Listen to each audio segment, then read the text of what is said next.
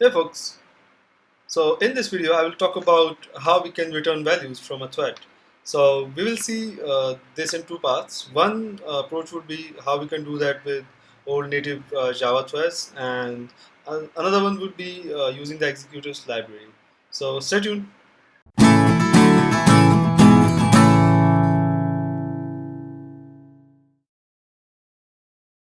So the first approach that we are going to use is kind of a hack, and we will use oneable, and as we know, one method do not return any value, and we will try to pull out the value, and as soon as the value is available with us, we will print that.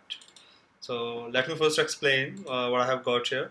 So I have got one runnable class, the class that implements runnable, and I have got these data and builder annotation. Data is for creating the constructors, required a constructor, and overriding the toString method, hash code, etc. And the builder is to basically implement the builder pattern here.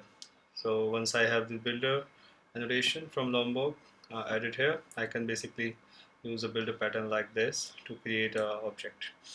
And I've got A and B, and basically I would be doing sum of A and B, and well, I will explain why I have got these two flags.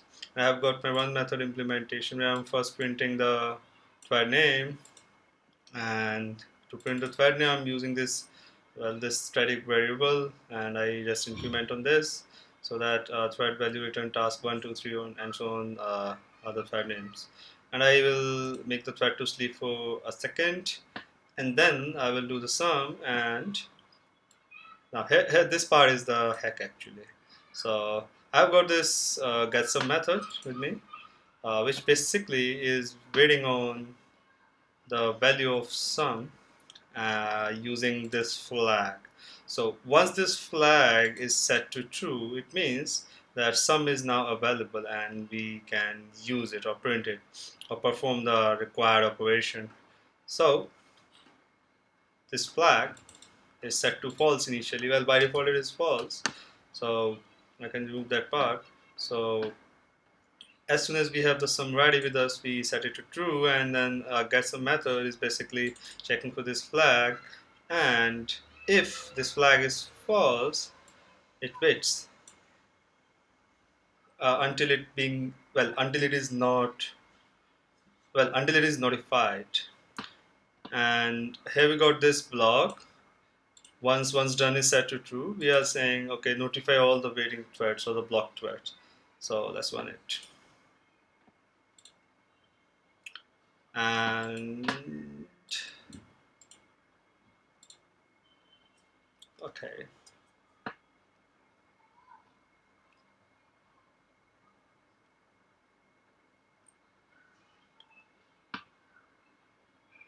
Cool. So as you see, uh, we have two threads here, and first thread prints the result 7 and 9. So if I don't wait, I might end up printing 0 or a bad value. So that's where wait and notify works here. That's why I said it's kind of a hack. And well, this approach is truly a hack. So let me walk you through this class first. So I will go from bottom to up. So I have got a sum observer which accepts any type. I just use generic tab, and I just print a result. Okay, and here I have got value return task 2, which implements variable, and I have got the variables similar to I had in the previous example, but I don't have a sum variable here, and I basically have this thing same as earlier, except the rest of the part I replaced with this. So that's why I said this is just a plain hack. I don't need to use any wait, notify, and rather I could actually delegate the task of performing some operation on the value that I want to return, and the thread itself do the task. So that's a very simple one actually. And I just created these two threads just like I created in previous example. And if I run this, it will print the results accordingly.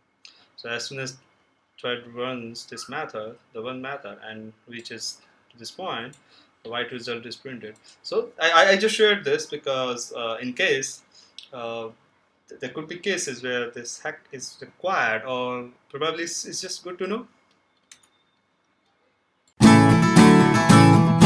Okay, so the third and last approach is using callable. So it's a really nice feature that Java introduced. So let me walk you through from the bottom up. So I have got this task and I'm implementing callable interface. So callable don't have a one method. I repeat it, callable don't have a one method that you need to override.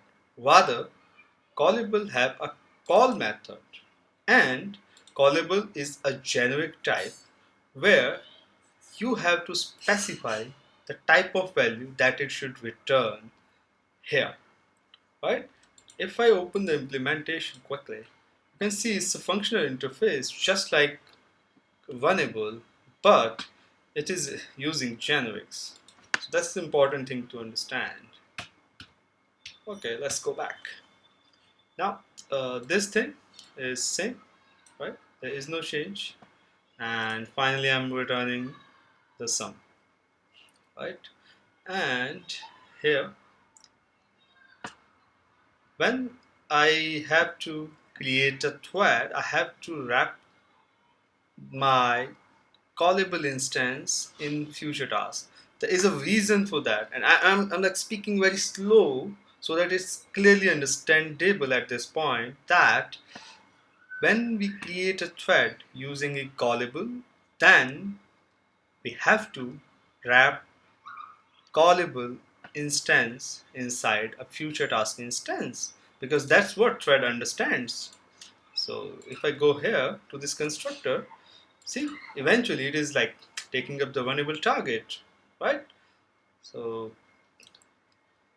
we need to understand that because like see first mistake I did was like when I was trying this I was directly like using this inside new thread and trying to pass the runnable instance directly, but the right approach is this one, and there is a valid reason for doing that because our main thread, well, this is also a thread, so our main thread will execute sequentially, right? So first this code is executed, and at this point our thread would be executing in background. Similarly, our thread t2 would be executing in background. So we don't know when our result would be returned. So how these two can print immediately? That's where future tasks come into picture. So future task basically gives us this get method, and this is a blocking call. The get won't execute until it gets the result, otherwise it will wait for the thread to complete, and these are the two set of exceptions that will be thrown, so that we need to catch. So that's one it. Yep. Okay, so quickly let me quickly take you to the future task, and it implements one in future, and you could actually read through the documentation why it is required, right? It is it's basically a wrapper, and it implements runnable and can be submitted, like future tasks can be submitted to an executor for an execution. So like that's like for executors library, but the important takeaway is that it is an important wrapper that basically is indirectly waiting for the thread to complete before it prints a result. Okay,